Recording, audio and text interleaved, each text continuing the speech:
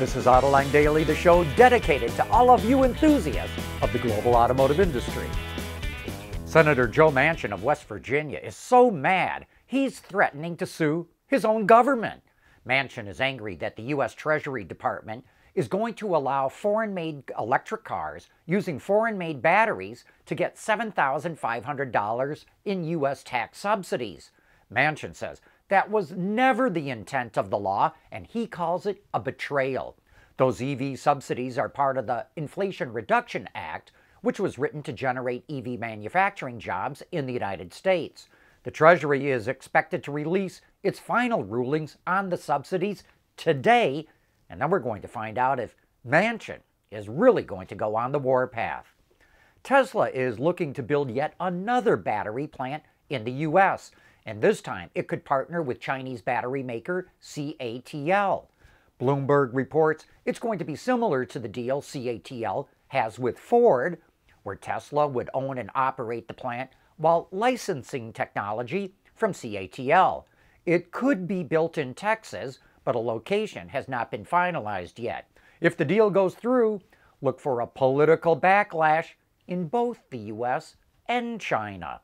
Several members in the U.S. Congress criticized Ford because they say it allows Chinese companies to benefit from U.S. subsidies.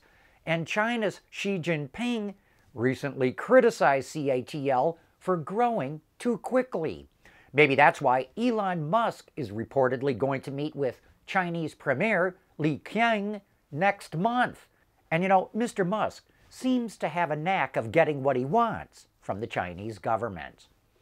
Wow, the average American pretty much cannot afford to buy a new car anymore. Historically, it always took about 24 weeks of income for the average person to buy a new car, or just under half a year's income. Today, after the massive run-up in prices from COVID shutdowns and the chip shortage, that stands at nearly 44 weeks. That's 84% of the average worker's annual pay. Per capita income in the U.S. right now is $68,000, according to the U.S. Census Bureau. So, under the old 24 weeks formula, the average car would have cost about $34,000. Instead, it costs $49,000, and it's expected to top $50,000 sometime this year. Worse still, used car prices are going back up again. They shot up $700 just last month alone to $27,000, according to Black Book, and they're expected to keep on climbing. The reason? With new car sales down so much over the last 3 years, there are about 3 million fewer cars coming off lease this year, which means there are fewer used cars in the used car market. By the way, affordability was the main topic on Autoline After Hours yesterday, and if you'd like to learn more about this crisis, be sure to watch that show. We want to know what drives your testing. OTA, connected car, diagnostics, remote testing. Intrepid Control Systems is here to help you work from anywhere. Intrepid Control Systems, driven by your data.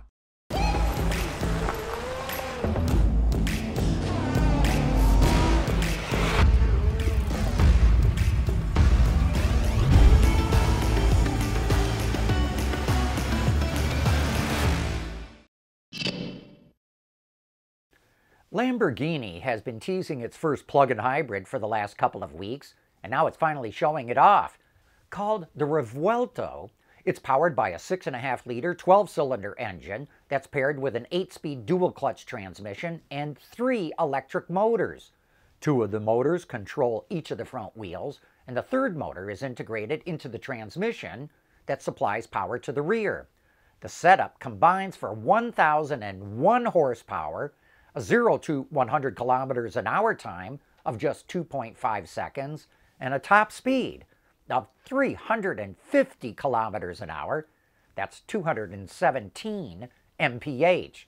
The entire monocoque, as well as the roof and front structure, are made from 100% carbon fiber.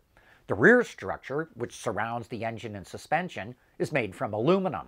Inside, it features 3 display screens, a 12.3-inch instrument cluster, an 8.4-inch center screen, and a 9.1-inch display on the passenger side. Information can be switched between the displays just by swiping them with your fingers, like with a smartphone.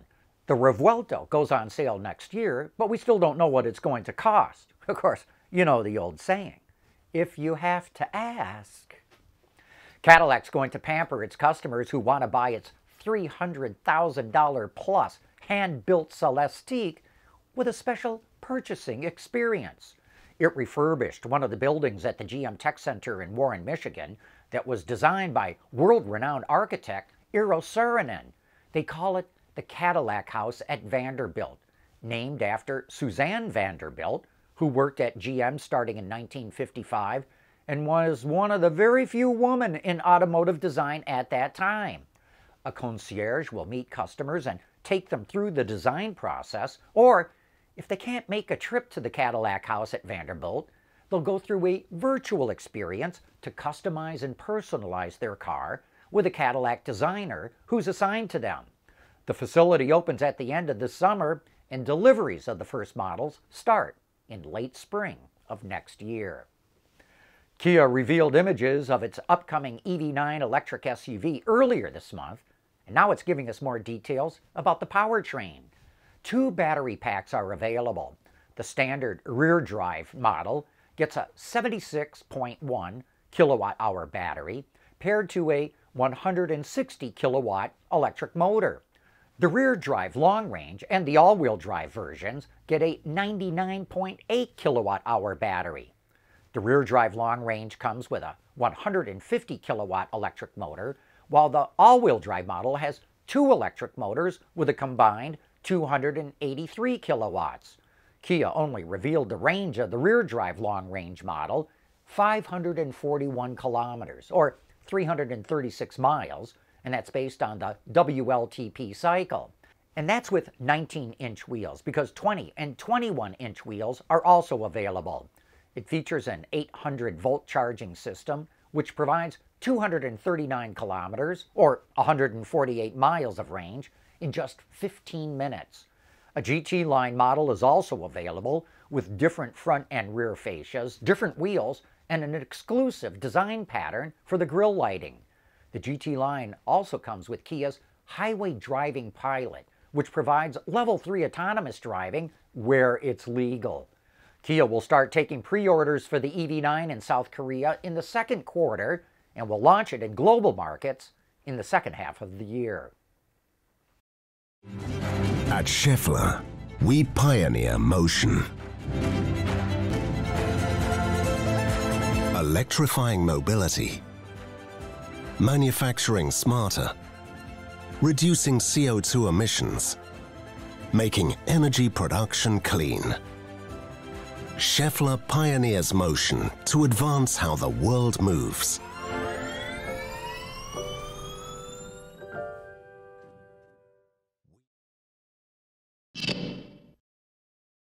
Ford is once again raising the price of the F-150 Lightning.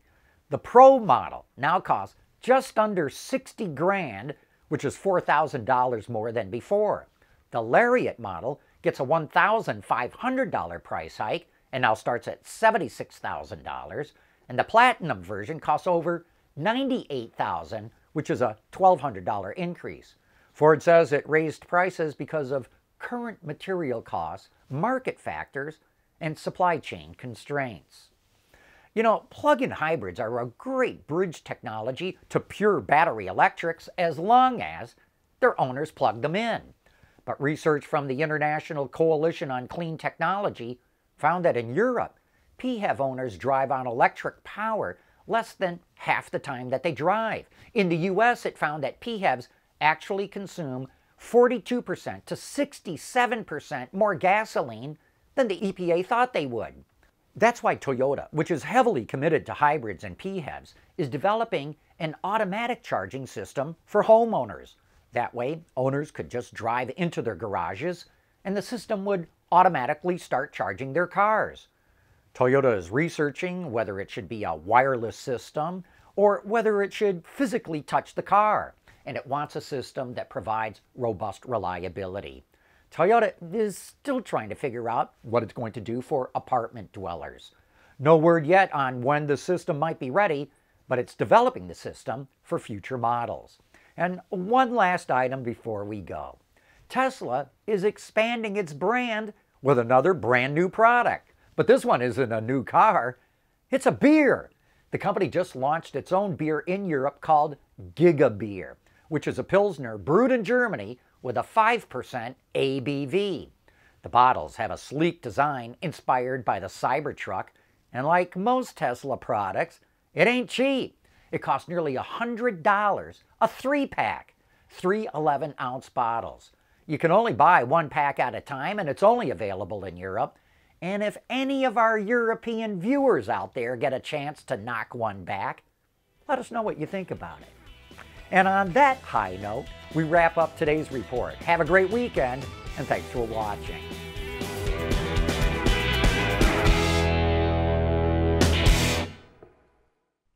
Autoline Daily is brought to you by Bridgestone, solutions for your journey. Intrepid Control Systems, over-the-air engineering, boost your game. And by Schaeffler, we pioneer motion. Wards is the industry leader for news, data, and analysis. That's why companies across the globe subscribe to our premium service, maybe even your own. Log in for subscriber access now. Check your company's intranet for details, and rely on wardsauto.com to keep you informed.